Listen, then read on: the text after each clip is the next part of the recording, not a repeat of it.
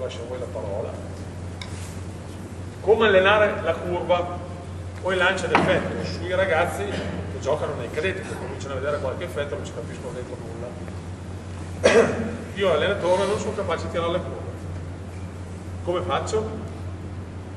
Esclusa la macchina lanciapalle, palla, filo.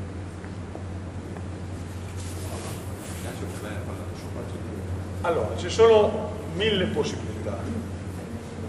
Il discorso che facciamo stamattina del PP lento, tirando piano, da una lunga distanza e battere a destra.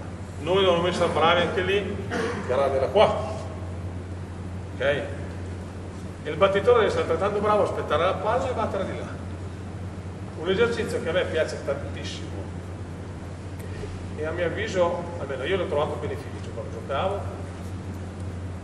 da una media distanza si prende, si tira per terra, un balzo lì e si batte. Questo ti comporta vedere il movimento normale, prendi il tempo, la palla non arriva qua ma rimbalza, quindi devi aspettare dietro e abituatevi a battere centro, destra, comunque campo opposto, sempre, che è la parte più difficile dove devono battere i battitori, è la parte che li aiuta a stare chiusi. Quando arriverà la palla dentro, se ho le capacità per batterla, ce le ho, sia che mi sono allenato che non mi sono allenato. La palla esterna, se non mi alleno, anche se le ho capacità, non ci arrivo mai. Questa qua ci arrivo sempre. Se io sono abituato a stare chiuso là, quando arrivo qua, basta che apro i fianchi, qui vado via.